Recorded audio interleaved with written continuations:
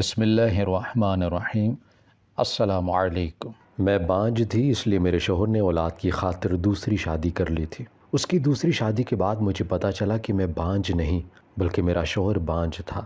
Reports کے مطابق وہ باپ نہیں بن سکتا تھا، لیکن میرے قدموں تلے سے زمین نکل گئی جب سوتن حاملہ ہو گئی۔ سوتن کی حرکتیں بڑی مشکوک تھیں، وہ روز چیک اپ کا کہہ کر کہیں چلی جاتی۔ مجھے اس پر شک ہونے لگا۔ ایک دن میں نے اس کا پیچھا کیا تو وہ اسپتال کی بجائے میرا نام رائمہ ہے۔ میں اپنے والدین کے ساتھ گجرات میں رہتی تھی۔ میرے علاوہ میری 2 بہنیں تھیں جو مجھ سے بڑی تھیں اور جن کی شادی بھی ہو گئی تھی۔ میں نے ماسٹر کر لیا تھا اور اب امی ابو میرے رشتے کی تلاش میں تھے۔ میں نے انہیں بہت کہا تھا کہ ابھی میری شادی رہنے دیں، مجھے آگے پڑھنے دیں، لیکن ابو بیمار تھے اور انہیں اپنی زندگی کا کوئی بھروسہ نہیں تھا، اس لیے وہ چاہتے تھے کہ جلد از جلد میری شادی کر دیں۔ انہوں نے رشتے والی کو میرے لیے رشتہ لانے کا کہہ دیا اور وہ آئے دن کوئی نہ کوئی کسی کا رشتہ لے آتی۔ ایک بار بڑی باجی کے سسرال سے بھی میرا رشتہ آیا تھا، لیکن وہ لوگ امی ابو کو لالچی لگے تھے، اس لیے منع کر دیا گیا۔ میرے گھر والے چاہتے تھے کسی بہت اچھے خاندان میں میری شادی ہو، اس لیے وہ بہت چھان بین کر کے لوگوں کو گھر بلاتے۔ اسی دوران میرے ابو کے بزنس پارٹنر نے انہیں دھوکہ دے دیا اور میرے ابو کو کاروبار میں نقصان ہوا اور انہیں دل کا دورہ پڑا۔ اسپتال میں ایک دن ابو کے ایک دوست ان کی عیادت کو آئے۔ جانے ان میں کیا بات ہوئی کہ ابو نے اگلے ہی روز اپنے دوست کے بیٹے کے ساتھ میرا رشتہ پکا کر دیا۔ وہ لوگ اچھے خاندان کے تھے اور کھاتے پیتے گھر کے تھے، اس لیے مجھے اعتراض نہیں ہوا۔ ابو کی بیماری کی وجہ سے میری بہت جلد شادی طے ہو گئی تھی۔ میرے شوہر کا نام عدنان تھا۔ وہ ایک اچھا انسان تھا، میرا بہت خیال رکھتا۔ اکثر ہم باہر گھومنے پھرنے چلے جاتے۔ میری ساس کا رویہ بھی مجھ سے ٹھیک ہی تھا۔ میری شادی کو 2 ماہ کا عرصہ گزرا تھا کہ میرے ابو کی وفات ہو گئی۔ میرے سسر نے میرے ابو کا سارا بزنس سنبھال لیا تھا۔ مجھے بھی کوئی اعتراض نہیں ہوا کیونکہ مجھے ان پر اعتماد تھا کہ وہ بزنس میں میرے ساتھ دھوکہ نہیں کریں گے۔ دن یوں ہی گزرتے گئے۔ میں اپنی زندگی میں بہت خوش تھی، لیکن مجھے کیا پتا تھا کہ میری خوشی عارضی ثابت ہوگی۔ ابھی شادی کے 1 سال ہی گزرا تھا کہ میری ساس نے اولاد کی فرمائش شروع کر دی۔ کہنے لگی کہ تمہاری شادی کو 1 سال گزر گیا ہے، اب تک تو تمہیں خوشخبری سنا دینی چاہیے تھی۔ میں اپنی ساس کی بات سن کر حیران رہ گئی۔ میں نے کہا کہ آنٹی، یہ تو سب اللہ کی دین ہے، وہ جب چاہے اپنی رحمت سے نواز دے، اس میں انسان کا بھلا کیا کمال۔ اس وقت تو میری ساس چپ ہو گئی، مگر دن بدن اس کا مطالبہ بڑھتا گیا اور اس کا رویہ مجھ سے خراب ہوتا گیا۔ وہ آئے روز مجھے اولاد نہ ہونے کا طعنہ دینے لگی، کبھی بانجھ کہتی اور کبھی گھر سے نکالنے کی باتیں کرتی۔ میں چپ چاپ یہ سب سہ رہی تھی کیونکہ بات ابھی میرے شوہر تک نہیں پہنچی تھی، لیکن کب تک یہ بات اس سے چھپی رہتی۔ میری ساس نے اس کے کانوں میں یہ بات بھی ڈالنا شروع کر دی کہ تمہاری بیوی تمہیں اولاد کی خوشی نہیں دے سکتی۔ اس وقت ہماری شادی کو 2.5 سال گزر چکے تھے۔ شروع میں تو میرا شوہر اپنی ماں کی باتوں میں نہیں آتا، لیکن اب میں محسوس کرنے لگی تھی کہ اس کو بھی اولاد کی چاہ ہونے لگی ہے۔ میں بہت پریشان تھی۔ میری ساس کے سر پر تو جیسے دادی بننے کا بھوت سوار ہو گیا تھا۔ وہ مجھے زبردستی کسی حکیم کے پاس لے جاتی تو کبھی کسی پیر فقیر کے پاس تعویذ کروانے اور دم کروانے، لیکن اتنے جتن کرنے کے بعد بھی میری گود ہری نہیں ہو رہی تھی۔ میں اپنی ساس کو بہت سمجھاتی تھی کہ یہ درباروں والا کام ٹھیک نہیں، مگر وہ کوئی بات سننے کو تیار ہی نہیں۔ اسے بس ہر حال میں دادی بننا تھا۔ جانے کیسے کیسے تعویذ زبردستی مجھے کھلاتی اور عجیب و غریب قسم کے دھاگے میرے گلے اور ہاتھوں میں باندھ دیتی۔ میں صرف اس لیے چپ چاپ سب سہتی رہی کہ میرا گھر بچا رہے۔ میں بہت پریشان تھی، اس لیے ایک دن میں نے اپنی امی سے ساری بات کی تو انہوں نے مجھے اپنے اور اپنے شوہر کے ٹیسٹ کروانے کا مشورہ دیا۔ میں نے جب اپنے شوہر کو کہا کہ چلو ٹیسٹ کرواتے ہیں تو وہ مجھ پر غصہ ہونے لگا۔ اس نے جانے سے صاف انکار کر دیا، کہنے لگا کہ میں کیوں جاؤں ٹیسٹ کروانے، تم خود جاؤ۔ پھر پتہ نہیں میری ساس نے اسے کیسے سمجھایا کہ وہ ڈاکٹر کے پاس جانے کے لیے راضی ہو گیا۔ ہم نے ٹیسٹ کروائے اور گھر آ گئے۔ گھر آ کر میں نے بہت دعائیں کی کہ مجھے اولاد ہو جائے۔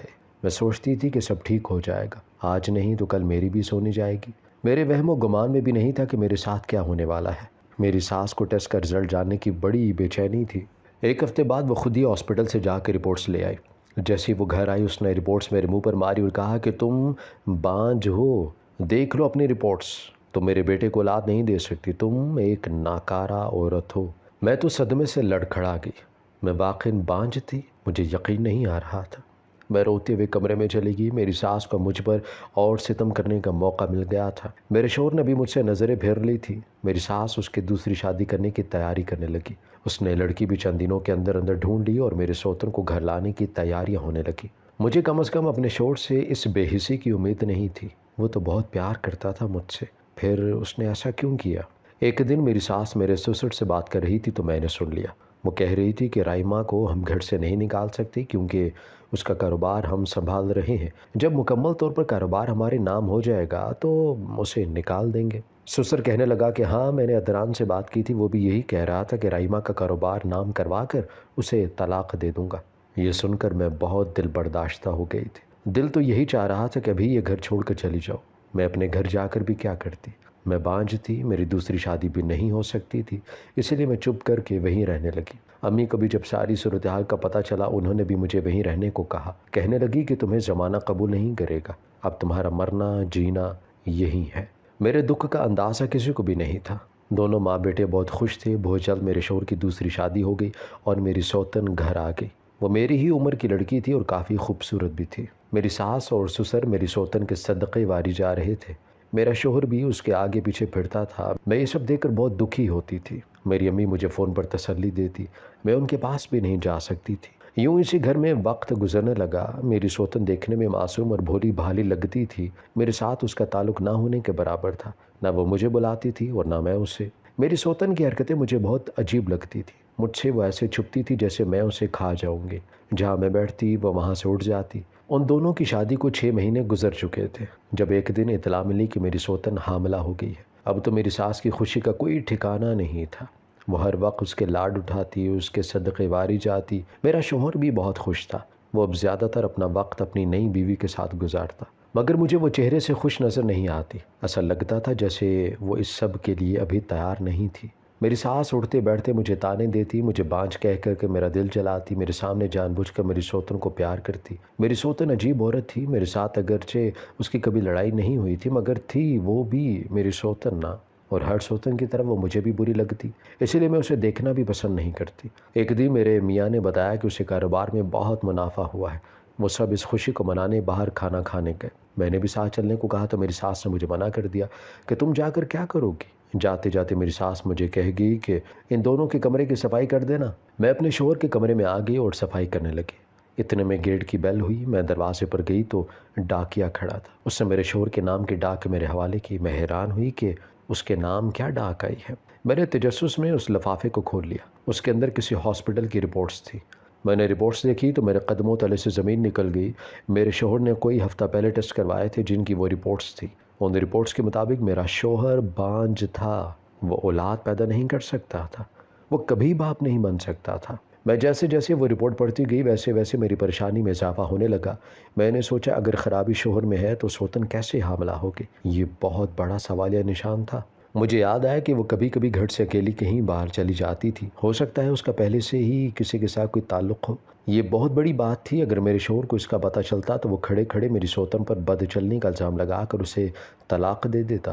میں نے فیصلہ کیا کہ وہ 1-2 دن مناسب موقع دے کر شوہر کو بتا دے گی۔ وہ سب لوگ گھر آ گئے۔ میں نے اپنی سوتن کا جائزہ لیا۔ وہ مجھے نظر انداز کر کے اپنے کمرے میں چلے گئی۔ اگلے دن وہ صبح کے ہی جانے کے لیے تیار ہو گئی۔ میں نے پوچھا کہ کہاں جا رہی ہو؟ تو کہنے لگی کہ ڈاکٹر کے پاس جا رہی ہوں چیک اپ کے لیے۔ وہ گھر سے چلی گئی۔ میں سوچتی رہ گئی کہ میرا شوہر تو اولاد پیدا نہیں کر سکتا، پھر یہ کیسے حاملہ ہو گئی؟ کہیں اس کا کسی اور کے ساتھ افیئر تو نہیں؟ میں نے اپنی سوتن پر نظر رکھنا شروع کر دی۔ وہ مجھے اکثر موبائل پر مصروف نظر آتی تھی، کسی سے ہر وقت بات کر رہی تھی یا میسج۔ اگلے دن پھر سے وہ ہاسپٹل جانے کے لیے تیار ہو گئی۔ میں نے اسے کہا کہ میں تمہارے ساتھ چلوں تو وہ گھبرا گئی، کہنے لگی کہ نہیں، میں چلی جاؤں گی۔ اس کے اس رویے سے مجھے بہت شک ہوا کہ یقیناً اس لڑکی نے کچھ غلط کیا ہے جو یہ حاملہ ہو گئی ہے، ورنہ میرا شوہر تو اولاد پیدا نہیں کر سکتا۔ میں اب اس پر نظر رکھنے لگی تھی۔ وہ ہاسپٹل کے چیک اپ کا کہہ کر روز کہیں چلی جاتی اور 3-4 گھنٹوں بعد واپس آتی۔ ایک دن میں نے اس کا پیچھا کرنے کا سوچا۔ جیسے ہی وہ گھر سے ہاسپٹل جانے کے لیے نکلی، میں بھی ساس کی نظر بچا کر اس کے پیچھے چلی گئی۔ وہ پیدل ہی چلتی جا رہی تھی۔ اس کے بعد سڑک سے اس نے رکشہ لیا اور اس میں بیٹھ گئی۔ میں بھی فوراً اس کے پیچھے والے رکشے میں بیٹھ گئی۔ مجھے حیرت کا جھٹکا لگا جب رکشہ ہاسپٹل کے بجائے ایک پکے مکان کے آگے آ کر رک گیا۔ میں سوچنے لگی کہ وہ یہاں آ کر کیا کرنے آئی ہے۔ میری حیرت اس وقت اور زیادہ ہو گئی جب وہ چوری چوری اس مکان میں چلی گئی۔ اب تو مجھے پکا یقین ہو گیا کہ میری سوتن اچھے کردار کی نہیں، ورنہ بھلا پھر حاملہ کیسے ہو جاتی، جبکہ میرا شوہر تو بانجھ تھا۔ میں نے اس دروازے سے اندر جانے کی کوشش کی مگر وہ اندر سے بند تھا۔ میں بہت غصے میں گھر واپس آئی۔ مجھے سوچ سوچ کر طے آ رہا تھا کہ اس لڑکی کے لیے میرے شوہر نے مجھے چھوڑا تھا جو اسے دھوکہ دے رہی تھی۔ اس لڑکی کی وجہ سے اس نے مجھے دھوکہ دیا تھا۔ جو خود اسے چیٹ کر رہی تھی۔ میں بانجھ تھی مگر بد کردار تو نہیں تھی۔ میں نے فیصلہ کر لیا تھا کہ اپنے شوہر کو یہ راز بتا کر رہوں گی، مگر مجھے کوئی مناسب موقع نہیں مل رہا تھا۔ ایک دن میں اس کے کمرے کے آگے سے گزر رہی تھی جب میں نے اسے فون پر کسی سے بات کرتے ہوئے سنا۔ وہ کہہ رہی تھی، میں یہ راز زیادہ دیر نہیں چھپا سکتی، اگر گھر میں کسی کو پتہ چل گیا تو مجھے کھڑے کھڑے طلاق مل جائے گی، کچھ کرو، میری اس مصیبت سے مجھے چھٹکارا دلاؤ۔ میں اس کی باتیں سن کر لرز گئی۔ یقیناً وہ اپنے عاشق سے بات کر رہی تھی۔ میں نے مزید باتیں سننے کے لیے کان دروازے سے لگا لی۔ وہ کہہ رہی تھی کہ اچھا ٹھیک ہے، کل آ کر پیسے لے جانا، اب انکار تو نہیں کر سکتی تمہیں۔ اگلے دن دوپہر کے وقت سب گھر والے سو رہے تھے اور میں کچن میں تھی جب میں نے اسے کمرے سے چوری چوری نکلتے دیکھا۔ اس نے ہاتھ میں کچھ پیسے پکڑے ہوئے تھے اور وہ کسی کو دینے جا رہی تھی۔ میں کھانا وہیں چھوڑ کر اس کے پیچھے چلی گئی۔ اس نے گیٹ سے باہر کسی کو پیسے پکڑا دیے اور خود تیزی سے اندر چلی گئی۔ میں نے فوراً باہر جا کر دیکھا تو گلی میں کوئی بھی نہیں تھا۔ ایک دن میں نے سوچ لیا کہ اس کی حقیقت سب گھر والوں کے سامنے لے کر آؤں گی، مگر ایک عجیب بات ہوئی۔ ایک دن میری رات کے وقت آنکھ کھلی تو میں نے دیکھا کہ اسٹور روم کی بتی جل رہی ہے۔ اندر سے کسی کے بولنے کی آواز بھی آ رہی تھی۔ میں محتاط قدموں سے اسٹور کی طرف گئی اور اندر جھانکا۔ میری سوتن جائے نماز بچھا کر رو رو کر اللہ سے دعا مانگ رہی تھی۔ اس کی آواز یہاں تک آ رہی تھی۔ وہ کہہ رہی تھی کہ یا اللہ، تو جانتا ہے کہ میں گناہگار نہیں ہوں، میں نے کچھ غلط نہیں کیا، میں صرف اپنے گھر بچانے کی کوشش کر رہی ہوں، تو میری مدد فرما۔ اس کی دعا سن کر مجھے جھٹکا لگا۔ یہ کیا کہہ رہی ہے کہ گناہ نہیں کیا، حالانکہ اس نے کیا ہے؟ پھر یہ نماز اور دعا یہ سب کیا ہے؟ میں نے اب نوٹس کرنا شروع کیا تھا کہ وہ 5 وقت کی نماز پڑھا کرتی تھی اور کافی نیک تھی۔ اس کے اس رویے نے مجھے الجھا کر رکھ دیا کہ ایک طرف وہ اتنی نیک اور پارسا ہے اور دوسری طرف گناہ میں ملوث ہے۔ اسی کشمکش میں اپنے شوہر کو کچھ نہ بتا سکے۔ یوں کرتے کرتے 1 مہینہ ہو گیا۔ اب میری سوتن چپ چاپ رہتی تھی، لیکن وہ اب بھی باقاعدگی کے ساتھ اسی گھر میں جایا کرتی۔ کبھی کبھی وہ بینک بھی جاتی اور ڈھیر سارے پیسے نکال کر اپنے ساتھ اسی گھر میں لے جاتی، لیکن رات کے وقت اکثر میں دیکھتی کہ وہ جائے نماز بچھا کر اللہ سے رو کر دعائیں مانگتی۔ یہ عجیب معاملہ تھا جو میری سمجھ سے باہر تھا۔ اسی دوران میرے شوہر اور میری ساس کا رویہ مجھ سے بے حد برا ہو گیا۔ میرے شوہر نے تو مجھے بلانا ہی چھوڑ دیا۔ کبھی کبھی میرا دل چاہتا تھا کہ اپنے شوہر کو بتاؤں ہی نہ کہ تمہاری بیوی تمہیں دھوکہ دے رہی ہے، کیونکہ اس نے مجھے دکھ دیا تھا، مگر پھر میری تربیت آڑے آ جاتی۔ میں یوں کسی کو دھوکہ دے سکتی تھی اور نہ دھوکہ ہوتے دیکھ سکتی تھی، چاہے پھر میرے ساتھ ہی کسی نے کیوں نہ برا کیا ہو۔ اس لیے میں نے خود کو سمجھایا کہ مجھے اپنے شوہر کو اس کی دوسری بیوی کی اصلیت بتانا ہوگی۔ ایک دن میری سوتر ہاسپٹل کے بہانے پھر گھر سے چلے گی۔ مجھے یقین تھا کہ وہ وہیں گئی ہوگی۔ میں نے اپنے شوہر کو فون کر کے گھر بلا لیا۔ اب ہماری بات چیت بہت کم ہوتی تھی، اس لیے وہ حیران ہوا تھا کہ میں نے اسے کیوں بلایا۔ میں نے اسے کہا کہ کیا تم جانتے ہو کہ تمہاری بیوی ہاسپٹل میں نہیں جاتی بلکہ کسی سے ملنے جاتی ہے؟ وہ سن کر بری طرح چونک گیا اور کہنے لگا کہ یہ تم کیا کہہ رہی ہو؟ اس طرح کے الزام کیوں لگا رہی ہو اس پر؟ میرے شوہر کو بہت برا لگا تھا کہ میں اس کی دوسری بیوی پر الزام لگا رہی ہوں۔ اب وہ وقت آ گیا تھا کہ میں اپنے شوہر کو اس کی اصلیت بتا دیتی۔ میں نے الماری سے اس کی رپورٹس نکالتے ہوئے اس سے پوچھا کہ کیا تم نے اپنے کوئی ٹیسٹ کروائے تھے؟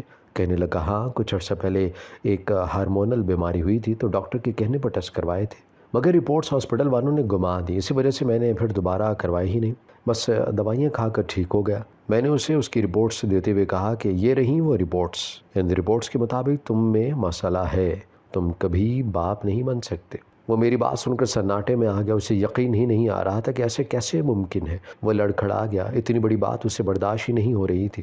مجھے اس پر بہت ترس آیا۔ میری بھی یہی حالت ہوئی تھی جب مجھے اپنے بارے میں پتہ چلا تھا۔ وہ فوراً اپنی رپورٹس لے کر ڈاکٹر کے پاس بھاگا۔ اس نے دوبارہ ٹیسٹ کروائے اور نتیجہ پھر وہی آیا۔ اب اسے میری بات کا یقین آ گیا تھا۔ اس دن ہاسپٹل میں وہ کہنے لگا کہ میری دوسری بیوی پھر کیسے حاملہ ہوگی۔ میں اس کو ساری بات بتاتی کہ تمہاری بیوی ہاسپٹل کے بہانے کسی سے ملنے جاتی ہے۔ میں اسے اسی گھر میں لے کر گئی جہاں اس کی بیوی اور میری سوتن جاتی تھی۔ ہم انتظار کرنے لگے۔ تھوڑی دیر بعد میری سوتن آئی اور اس مکان میں چلی گئی۔ میرے شوہر کا غصے سے برا حال ہو رہا تھا۔ 5 منٹ انتظار کے بعد ہم نے اس مکان کا دروازہ کھٹکھٹایا اور جیسے ہی دروازہ کھلا ہم فوراً اندر گھس گئے۔ دروازہ ایک عورت نے کھولا تھا اور وہ گھبرا کر ہم سے پوچھنے لگی کہ ہم کون ہیں؟ میں اور میرا شوہر میری سوتن کو ڈھونڈتے ہوئے ایک بند کمرے میں کے آگے پہنچے۔ میرے شوہر نے دھکا دے کر دروازہ کھول دیا۔ اندر جو منظر ہم نے دیکھا اسے دیکھ کر ہم حیران اور پریشان رہ گئے تھے۔ اندر ایک ملنگ ٹائپ عورت بیٹھی تھی اور میری سوتن اس کے قدموں میں بیٹھی ہوئی تھی۔ کمرے میں بے انتہا اگربتیاں روشن تھیں جن کا دھواں ہر طرف پھیلا ہوا تھا۔ درمیان میں ایک حساڑ سا بنایا ہوا تھا جس کے اندر میری سوتن بیٹھی ہوئی تھی۔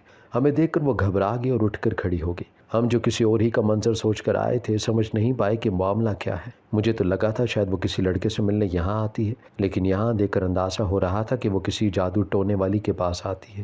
میری سوتن کو میرے شوہر نے بازو سے پکڑ کر کھینچا اور گھر لے آیا۔ گھر آ کر میری سوتن نے جو انکشاف کیا اسے سن کر سب کے پیروں تلے سے زمین نکل گئی۔ کہنے لگی کہ میرے بوڑھے باپ نے میری دوسری شادی کر دی تھی اور مجھے معلوم تھا کہ میری شادی اولاد کی خاطر ہو رہی ہے۔ میں اس گھر میں آئی تو مجھے بس یہی پریشانی تھی کیونکہ کسی طرح میری اولاد ہو جائے تاکہ میں اس گھر سے نکالی نہ جاؤں۔ میری ساس مجھے کہتی تھی اگر میں نے اسے دادی نہ بنایا تو وہ مجھے طلاق دلوا دے گی اور اپنے بیٹے کی تیسری شادی کر دے گی۔ میں بہت ڈر گئی تھی، اسی لیے میں نے جھوٹ بول دیا کہ میں حاملہ ہو گئی ہوں۔ میری ایک دوست نے ایک عورت کا بتایا تھا جو دم کرتی تھی اور شادی شدہ لڑکیوں کی اولاد ہو جایا کرتی تھی، اس لیے میں ہر روز اسے دم کروانے چلی جاتی۔ اس نے کہا تھا کہ فی الحال جب تک تم امید سے نہیں ہو جاتی تم یہی ڈرامہ جاری رکھو اور جب معاملہ بگڑ جائے تو کہہ دینا کہ بچہ نہیں رہا۔ اس عورت نے کہا تھا کہ اگر میں 3 ماہ تک اس کے پاس جاتی رہوں گی تو اس کے بعد لازمی میری اولاد ہو جائے گی۔ میں بس اسی وجہ سے وہاں جاتی تھی، میں پیسے بھی اسی کو دیا کرتی، بینک سے پیسے نکال کر اسے دینے جاتی۔ ایک بار اس کی ملازمہ گھر پر پیسے لینے آئی تھی، میں اتنا بڑا جھوٹ نہیں بولنا چاہتی تھی مگر ساس کی وجہ سے بولنا پڑا، اسی لیے میں راتوں کو اٹھ کر اللہ سے معافی بھی مانگتی تھی۔ اس کی کہانی سن کر ہم سب گھر والے سن ہو گئے۔ میری ساس کو جب پتہ چلا کہ میری سوتن جھوٹ بول رہی تھی اور اس کا بیٹا کبھی باپ نہیں بن سکتا تب وہ اونچی اونچی بین کر کے رونے لگی۔ ہائے میں دادی نہیں بن سکتی، میری تو قسمت ہی خراب ہے۔ اس کو پوتے کا بہت شوق تھا لیکن وہ کیا جانتی تھی کہ یہ خوشی اس کے نصیب میں ہی نہیں تھی۔ میرا شوہر بھی اب منہ چھپانے لگا، اس نے ہم دونوں پر ظلم کیا تھا۔ میری ساس اب بہت چپ چاپ رہنے لگی تھی، روتی رہا کرتی تھی۔ ایک دن میں کھانا بنا رہی تھی جب وہ میرے پاس آئی اور ہاتھ جوڑ کر معافی مانگنے لگی، روتے ہوئے کہنے لگی کہ مجھے معاف کر دو، میں نے تمہارے ساتھ بہت برا کیا ہے۔ میں نے اپنے بیٹے کو منع کر دیا تھا اور اسے کہا تھا کہ کوئی ضرورت نہیں ٹیسٹ کروانے کی اور صرف تمہارے ٹیسٹ کروائے۔ جب رپورٹس آئیں تو میں خود لینے گئی تھی، میں نے تمہاری رپورٹس بدلوا دی تھی کیونکہ میں اپنے بیٹے کی دوسری شادی کروانا چاہتی تھی۔ تم بالکل ٹھیک ہو، تمہیں کوئی بانجھ پن کی بیماری بھی نہیں ہے۔ میں نے جھوٹ بولا تھا، میں نے تمہارے ساتھ برا کیا، اس لیے دیکھو اللہ نے میرے ساتھ برا کیا اور میرے بیٹے کے ذریعے ہمیں سزا دی، مجھے معاف کر دو۔ میری ساس میرے آگے ہاتھ جوڑ کر معافی مانگنے لگی اور بار بار کہنے لگی کہ مجھے معاف کر دو بیٹی۔ میں یہ سب سن کر بے یقین سی ہو گئی تھی، مجھے بڑی مشکل سے یقین آیا کہ میں بالکل ٹھیک تھی۔ میری سوتن تو میرے شوہر کو چھوڑ کر چلی گئی کیونکہ وہ ایک بانجھ مرد کے ساتھ نہیں رہ سکتی تھی۔ میں اب تک اس گھر میں صرف اس لیے تھی کیونکہ مجھے یہ معلوم کروایا گیا تھا کہ میں تو مکمل عورت نہیں ہوں، اس لیے کہاں جاؤں گی۔ لیکن اب جب کہ ساری حقیقت کھل گئی تھی، میرا شوہر مجھ سے معافی مانگتا تھا اور کہتا تھا کہ مجھے چھوڑ کر نہ جاؤ، لیکن اب میں اس لالچی اور دھوکے باز خاندان اور شوہر کے ساتھ نہیں رہنا چاہتی تھی۔ اس لیے میں اپنے گھر آ گئی، ابو کے بزنس کو بھی خود سنبھالنا شروع کر دیا۔ میں نے اسے خلا لے لی۔ میں اب کسی ایسے انسان کے ساتھ شادی کرنا چاہتی تھی جو وفادار ہو اور لالچی نہ ہو۔ بہت جلد میری شادی ایک بہت اچھے انسان سے ہو گئی اور اب میں اپنی زندگی سے بہت خوش تھی۔ ہماری ویڈیو اگر آپ کو پسند آئی ہے تو ضرور لائک کیجئے، اپنی رائے دینا چاہیں تو کمنٹس کیجئے، اچھی لگے تو شیئر کیجئے۔ اس کے ساتھ ساتھ اگر آپ نے ہمارا چینل سبسکرائب نہیں کیا تو ضرور کیجئے اور بیل آئیکن پر لازمی کلک کیجئے تاکہ ہماری ہر آنے والی ویڈیو آپ تک بر وقت پہنچ سکے۔